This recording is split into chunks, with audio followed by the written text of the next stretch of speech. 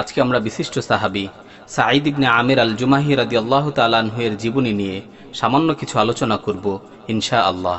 প্রিয় উপস্থিতি, সাঈদ ইবনে আমির সে ছিল ওই সকল হাজারো মানুষদের মধ্য থেকে একজন যারা কুরাইশদের ডাকে সাড়া দিয়ে খুবাইব রাদিয়াল্লাহু তাআলা আনহু এর হত্যার দৃশ্যকে দেখার জন্য মক্কার অদূরে তানঈম প্রান্তরে একত্রিত হয়েছিল। হযরত খুবাইব রাদিয়াল্লাহু তাআলা আনহু তিনি ছিলেন রাসূল সাল্লাল্লাহু আলাইহি ওয়াসাল্লামের একজন প্রিয় সাহাবী। তাকে মক্কার মুশরিকরা প্রতারণার আশ্রয় নিয়ে বন্দী করেছিল এবং তাকে হত্যা করে বদরের যুদ্ধে নিহত কুরাইশদের হত্যার প্রতিশোধ নেয়ার সংকল্প করেছিল। মক্কার মুশরিকরা খুবাইব রাদিয়াল্লাহু তাআলা আনহুকে বন্দী করে তাকে টেনে হেঁচড়ে তানঈম প্রান্তরের দিকে নিয়ে যাচ্ছিল, আর পিছন দিক থেকে যুবক যুবতী, নারী ও বৃদ্ধরা করতালি দিয়ে উল্লাস করছিল এবং স্লোগানে স্লোগানে লা তুজ্জার জয়ধ্বনি উচ্চারণ করছিল। খুবাইব রাদিয়াল্লাহু তাআলা আনহুকে যখন হত্যার জন্য নির্দিষ্ট স্থানে নিয়ে আসা হলো, তিনি যখন শুলিকাষ্ঠের সামনে দাঁড়িয়ে আছেন, তখন সাঈদ ইবনে আমিরের অনুসন্ধানী দৃষ্টি খুবাইব রাদিয়াল্লাহু তাআলা আনহু এর দিকে নিবদ্ধ হলো। তিনি দেখলেন খুবাইব রাদিয়াল্লাহু তাআলা আনহু সেই কঠিন মুহূর্তেও নিশ্চিন্তে দাঁড়িয়ে আছেন। তার চেহারায় বিন্দু পরিমাণ আতঙ্কের কোনো ছাপ নেই। নারী শিশুদের শোরগোলের মাঝে সাঈদ ইবনে আমির হঠাৎ করে হযরত খুবাইব রাদিয়াল্লাহু তাআলা আনহু এর প্রশান্ত কণ্ঠস্বর শুনতে পেলেন। মৃত্যুর আগ মুহূর্তে তিনি কুরাইশ নেতৃবৃন্দকে লক্ষ্য করে বলছিলেন, তোমরা যদি আমাকে দুরাকাত নামাজ পড়ার সুযোগ দিতে। মুশরিকরা তাকে দুরাকাত নামাজ পড়ার সুযোগ দিল। সাঈদ ইবনে আমির রাদিয়াল্লাহু তাআলা আনহু খুবাইব রাদিয়াল্লাহু তাআলা আনহু এর দিকে তাকিয়ে রইলেন। তিনি দেখলেন সে কাবার দিকে ফিরে দুরাকাত নামাজ আদায় করল। কতই না সুন্দর ছিল সেই নামাজ, কতই না সুন্দর ছিল সেই মনোরম দৃশ্য। অতঃপর নামাজ শেষ করে তিনি কুরাইশ নেতৃবৃন্দের দিকে ফিরলেন এবং তাদেরকে লক্ষ্য করে বললেন, তোমরা যদি এই ধারণা না করতে যে আমি মৃত্যুর ভয়ে নামাজকে দীর্ঘায়িত করছি, তাহলে আমি আমার নামাজকে আরো দীর্ঘায়িত করতাম, আমি আরো দীর্ঘ সময় নিয়ে নামাজ আদায় করতাম। অতঃপর সাঈদ ইবনে আমির রাদিয়াল্লাহু তাআলা আনহু সচক্ষে প্রত্যক্ষ করলেন যে মক্কার মুশরিকরা ধারালো অস্ত্র দিয়ে খুবাইব রাদিয়াল্লাহু তাআলা আনহু এর এক একটা অঙ্গকে কর্তন করছিল আর বলছিল, তুমি কি চাও যে তোমার স্থানে মুহাম্মদকে রাখা হবে আর তুমি নিরাপদে তোমার পরিবারের নিকট ফিরে যাবে? সাঈদ ইবনে আমির রাদিয়াল্লাহু তাআলা আনহু লক্ষ্য করলেন রক্তাক্ত খুবাইব অত্যন্ত দৃঢ় কণ্ঠে বলে উঠলেন, অত্যন্ত অবিচল কণ্ঠে বলে উঠলেন, আমি নিরাপদে আমার পরিবার পরিজনের নিকট ফিরে যাব, আর মুহাম্মদ সাল্লাল্লাহু আলাইহি ওয়াসাল্লামের পায়ে একটি মাত্র কাঁটা বিদ্ধ হবে, আমি এটাও বরদাস্ত করতে পারবো না। এই জবাব শোনা মাত্রই মক্কার কাফিররা অট্টহাসিতে ফেটে পড়ল এবং তারা চিৎকার করে বলতে লাগলো, তাকে হত্যা করো, তাকে হত্যা করো, তাকে শুলিতে চড়াও। খুবাইব রাদিয়াল্লাহু তাআলা আনহুকে শুলে চড়ানো হলো। শুলিবিদ্ধ খুবাইব আকাশের দিকে তাকিয়ে চিৎকার করে বললেন, আল্লাহুম্মা আহসিহিম আদাদা ওয়াকতুলহুম বাদাদা ওয়ালা তুগাদির মিনহুম আহাদা। হে আল্লাহ, আপনার কাছে বিচার দিচ্ছি, আপনি এদের সংখ্যাগুলোকে গুণে রাখুন, এদেরকে নির্মমভাবে হত্যা করুন, আপনি এদের কাউকে ছাড়বেন না। অবশেষে অসংখ্য তীর তরবারির আঘাতে খুবাইব রাদিয়াল্লাহু তাআলা আনহুর দেহটি ছিন্ন বিচ্ছিন্ন হয়ে গেল, তার পবিত্র আত্মাটি আকাশের দিকে উড়ে গেল আর তার নিষ্প্রাণ দেহটি জমিনেই পড়ে রইল। কুরাইশরা মক্কায় ফিরে এলো। কালের আবর্তে খুবাইব রাদিয়াল্লাহু তাআলা আনহু এর শাহাদাতের বিস্ময়কর ঘটনাটি সবাই ভুলে গেল, কিন্তু সাঈদ ইবনে আমির এক মুহূর্তের জন্যও খুবাইব রাদিয়াল্লাহু তাআলা আনহু এর শাহাদাতের সেই মর্মান্তিক দৃশ্যটি ভুলতে পারলেন না। তিনি যখন ঘুমাতেন তখন স্বপ্নের মাঝেও তার সামনে খুবাইব রাদিয়াল্লাহু তাআলা আনহু এর শাহাদাতের সেই হৃদয় বিদারক দৃশ্যটি ভেসে উঠত। জাগ্রত অবস্থাতেও তার স্মৃতিপটে বারবার সেই দৃশ্যটি ভেসে বেড়াতো। খুবাইব রাদিয়াল্লাহু তাআলা আনহু এর কথা মনে পড়লেই তিনি স্থির থাকতে পারতেন না। সাঈদ ইবনে আমির রাদিয়াল্লাহু তাআলা আনহু চিন্তা করতেন, মৃত্যুর আগ মুহূর্তেও কিভাবে একজন মানুষ এত সুন্দর করে নামাজ আদায় করতে পারে। সাঈদ ইবনে আমিরের কর্ণকুহুরে খুবাইবের বদদুয়ার সেই শব্দগুলো বারবার প্রতিধ্বনিত হচ্ছিল। তিনি ভাবছিলেন, কখন জানি আসমানি আযাব এসে মক্কা নগরীকে গ্রাস করে নেয়, কখন জানি আকাশ থেকে বিশাল প্রস্তরখণ্ড নিক্ষেপ করে মক্কা নগরীকে ধূলিসাৎ করে দেওয়া হয়। খুবাইব রাদিয়াল্লাহু তাআলা আনহু সাঈদ ইবনে আমিরকে এমন কিছু বিষয় শিক্ষা দিয়ে গেলেন যা তিনি ইতিপূর্বে জানতেন না। তিনি তাকে শিক্ষা দিয়ে গেলেন প্রকৃত জীবন হচ্ছে তাওহীদের আকীদার উপর অটল থেকে আল্লাহর রাস্তায় জীবন বিসর্জন দেয়া। তিনি আরো শিক্ষা দিলেন যে মানুষের ঈমান যখন পরিপূর্ণ হয়ে যায় তখন তার থেকে অনেক আশ্চর্যজনক ঘটনা প্রকাশ পায়। খুবাইব রাদিয়াল্লাহু তাআলা আনহু সাঈদ ইবনে আমিরকে আরেকটি বিষয় শিক্ষা দিয়ে গেলেন যে যেই মানুষটিকে তার সাথীরা এত ভালোবাসে, যেই মানুষটির জন্য তার সাথীরা হাসি মুখে জীবন বিলিয়ে দেয়, নিশ্চয়ই তিনি আসমানি সাহায্যপ্রাপ্ত নবী। অতঃপর সাঈদ ইবনে আমেরের অন্তরকে আল্লাহ তাআলা ইসলামের জন্য প্রশস্ত করে দিলেন। তিনি সকল মানুষের সামনে দাঁড়িয়ে কুরাইশদের পাপাচার থেকে নিজেকে মুক্ত ঘোষণা করলেন এবং তারা যে সকল বাতিল ইলাহের ইবাদত করে তাদের থেকেও সম্পর্ক ছিন্ন করলেন এবং তিনি সকলের সামনে সুউচ্চ কণ্ঠে ইসলাম গ্রহণের ঘোষণা দিলেন। সাঈদ ইবনে আমের রাদিয়াল্লাহু তাআলা আনহু প্রিয় রাসূলের সান্নিধ্য লাভের জন্য হিজরত করে মদিনায় চলে গেলেন। মদিনায় যেয়ে তিনি সব সময় রাসূল সাল্লাল্লাহু আলাইহি ওয়াসাল্লামের পাশেই থাকতেন। রাসূল সাল্লাল্লাহু আলাইহি ওয়াসাল্লামের সাথে তিনি খায়বরের যুদ্ধে অংশগ্রহণ করেন এবং পরবর্তী সকল যুদ্ধে তিনি রাসূল সাল্লাল্লাহু আলাইহি ওয়াসাল্লামের সাথে উপস্থিত ছিলেন। রাসূল সাল্লাল্লাহু আলাইহি ওয়াসাল্লাম তার উপর সন্তুষ্ট অবস্থায় দুনিয়া থেকে বিদায় নেন। পরবর্তীতে আবু বকর ও ওমর রাদিয়াল্লাহু তাআলা আনহুয়ের খিলাফতের সময় তিনি ইসলামের উন্মুক্ত তরবারি হয়ে যান। সাঈদ ইবনে আমের রাদিয়াল্লাহু তাআলা আনহু তিনি ছিলেন প্রকৃত মুমিনদের এক অনন্য উপমা। তিনি দুনিয়ার উপর আখিরাতকে প্রাধান্য দিয়েছিলেন, দুনিয়ার বিনিময়ে আখিরাতকে ক্রয় করেছিলেন। খলিফাতুল মুসলিমিন আবু বকর ও ওমর রাদিয়াল্লাহু তাআলা আনহু তার তাকওয়া ও পরহেজগারিতার ব্যাপারে ভালো করেই অবগত ছিলেন। তাই তারা সাঈদ ইবনে আমেরের উপদেশ ও দিক নির্দেশনাকে অত্যন্ত গুরুত্ব সহকারে দেখতেন। ওমর রাদিয়াল্লাহু তাআলা আনহু এর খিলাফতের শুরুর দিকে সাঈদ ইবনে আমের রাদিয়াল্লাহু তাআলা আনহু ওমর রাদিয়াল্লাহু তাআলা আনহু এর কাছে গেলেন এবং তাকে লক্ষ্য করে বললেন, হে ওমর, শুনে রাখো, তুমি তোমার জনসাধারণের ব্যাপারে আল্লাহকে ভয় করবে, আল্লাহর ব্যাপারে কাউকে ভয় করবে না। মনে রাখবে, তোমার কথা যাতে তোমার কাজের বিপরীত না হয়, কেননা সর্বোত্তম কথাই হচ্ছে সেটা যেটাকে কাজে পরিণত করা হয়। হে ওমর, তুমি দূরবর্তী ও নিকটবর্তী সকল মুসলমানদের প্রতি খেয়াল রাখবে। তুমি তাদের জন্য তাই পছন্দ করবে যা তুমি তোমার নিজের জন্য ও তোমার পরিবারের জন্য পছন্দ করো, এবং তাদের জন্য ওই সকল জিনিসকে অপছন্দ করবে যা তুমি নিজের জন্য ও তোমার পরিবারের জন্য অপছন্দ করো। তুমি সত্য জীবন ব্যবস্থা বাস্তবায়নের যুদ্ধে ঝাঁপিয়ে পড়ো, আল্লাহর বিধান বাস্তবায়নে কোনো তিরস্কারকারীর তিরস্কারকে ভয় করবে না। ওমর রাদিয়াল্লাহু তাআলা আনহু বললেন, হে সাঈদ, এটা কে করতে পারে? সাঈদ ইবনে আমের রাদিয়াল্লাহু তাআলা আনহু বললেন, হে ওমর, তুমি পারবে, এবং তোমার মতো আল্লাহ তাআলা যাদেরকে মুসলিম উম্মার শাসক হিসেবে নিযুক্ত করেছেন তারাই পারবে। ওমর ইবনুল খাত্তাব রাদিয়াল্লাহু তাআলা আনহু এবার সুযোগ পেয়ে গেলেন। তিনি বললেন, হে সাঈদ, আমি তোমাকে হিমসের গভর্নর নিযুক্ত করতে চাই। তখন তিনি বললেন, হে ওমর, আল্লাহর কসম করে বলছি, তুমি আমাকে পরীক্ষায় ফেলো না। একথা শুনে ওমর রাদিয়াল্লাহু তাআলা আনহু একটু রাগান্বিত হলেন এবং বললেন, এটা কেমন কথা যে তোমরা আমার মাথায় দায়িত্বের বোঝা চাপিয়ে দিবে আর তোমরা দূরে সরে থাকবে? আল্লাহর কসম, এবার আমি তোমাকে ছাড়ছি না। অতঃপর তাকে হিমসের গভর্নর নিযুক্ত করা হলো এবং তাকে বলা হলো, আমি কি তোমার জন্য রাষ্ট্রীয় ভাতার ব্যবস্থা করব? সাঈদ ইবনে আমের রাদিয়াল্লাহু তাআলা আনহু বললেন, আমি রাষ্ট্রীয় ভাতা দিয়ে কি করব? যদি আমাকে ভাতা দেওয়া হয় তাহলে এটা আমার প্রয়োজনের চেয়ে বেশি হয়ে যাবে। অতঃপর তিনি হিমসে চলে গেলেন। কিছুদিন অতিবাহিত হওয়ার পর হিমস নগরী থেকে একটি বিশ্বস্ত প্রতিনিধি দল মদিনায় আসলো।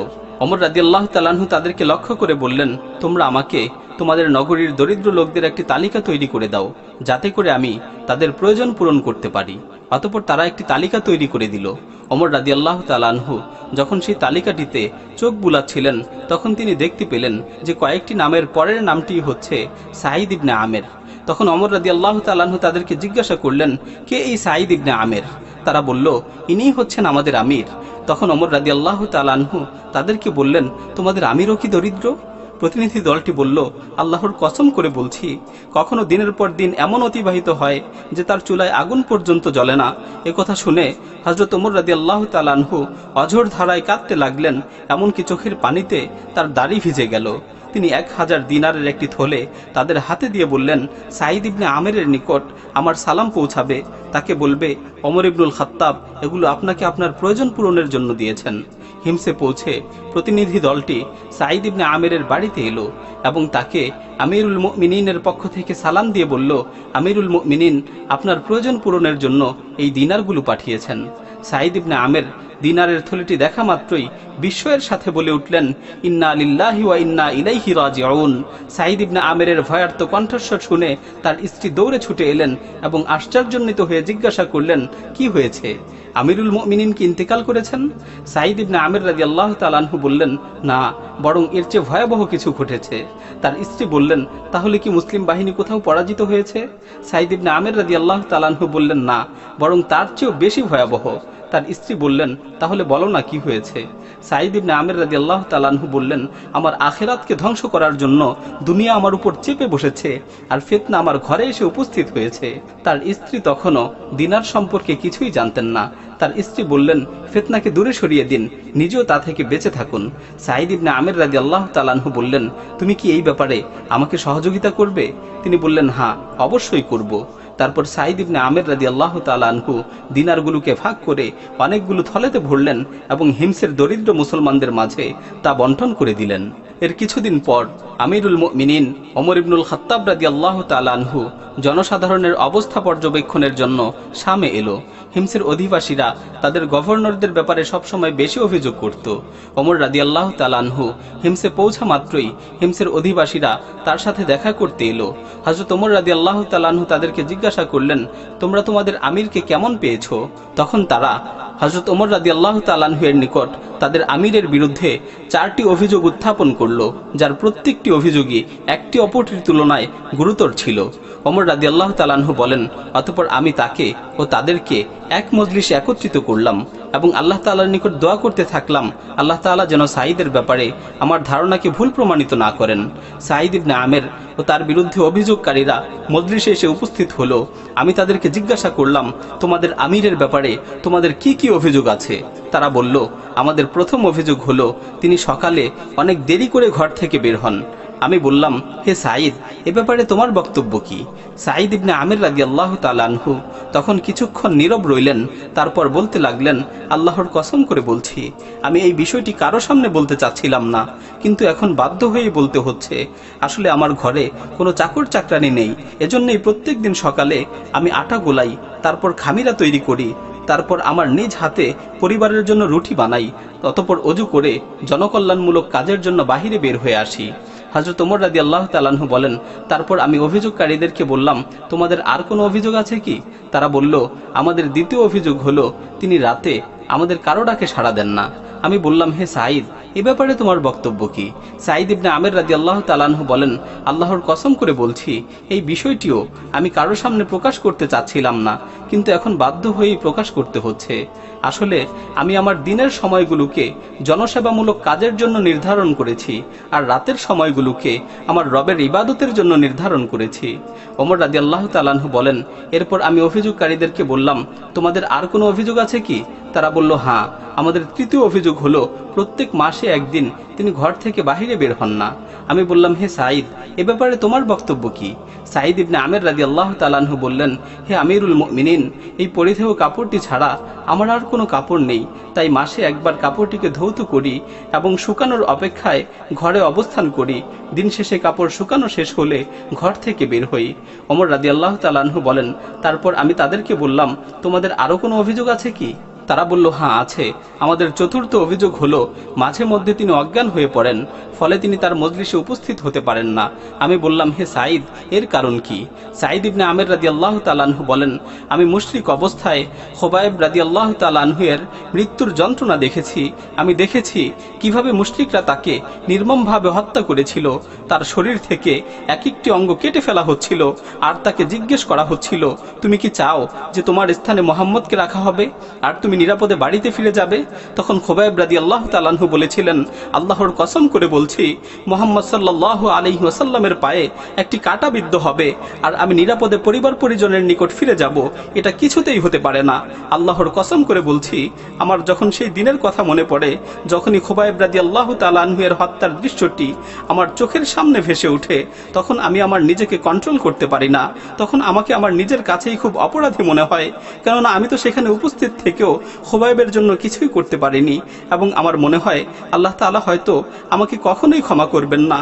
এই কথাগুলো ভাবতে ভাবতে আমি সংজ্ঞাহীন হয়ে পড়ি, আমি অচেতন হয়ে যাই। একথা শেষ হওয়া মাত্রই ওমর রাদিয়াল্লাহু তাআলা আনহু আবেগজড়িত কণ্ঠে বলে উঠলেন, আলহামদুলিল্লাহ, আল্লাহর কাছে হাজারো শুকরিয়া, যিনি সাঈদের ব্যাপারে আমার ধারণাকে সত্য প্রমাণিত করেছেন। তারপর হযরত ওমর রাদিয়াল্লাহু তাআলা আনহু মদিনায় ফিরে এলেন এবং সাঈদ ইবনে আমিরের নিকট 1000 দিনার পাঠিয়ে দিলেন।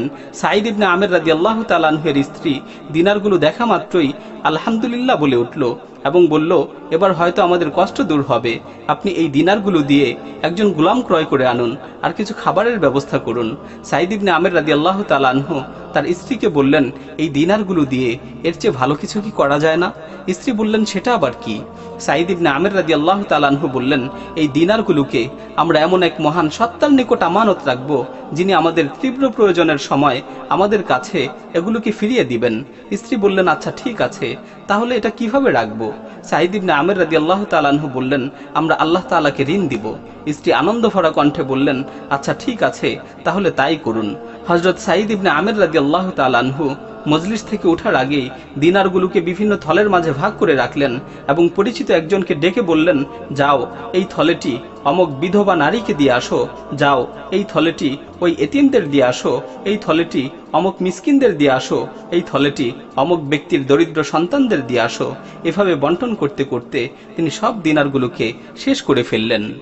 আল্লাহ তাআলা সাঈদ ইবনে আমির আল জুমাহি রাদিয়াল্লাহু আনহু এর উপর রহম করুন। তিনি নিজের প্রয়োজন থাকা সত্ত্বেও সর্বদা অন্যকে প্রাধান্য দিতেন। হে আল্লাহ, আমাদেরকে তার মতো জীবন গড়ার তৌফিক দান করুন, তাদের পদাঙ্ক অনুসরণ করে জীবন পরিচালনা করার তৌফিক দান করুন। আমিন। ওয়া মা আলাইনা ইল্লাল বালাগ।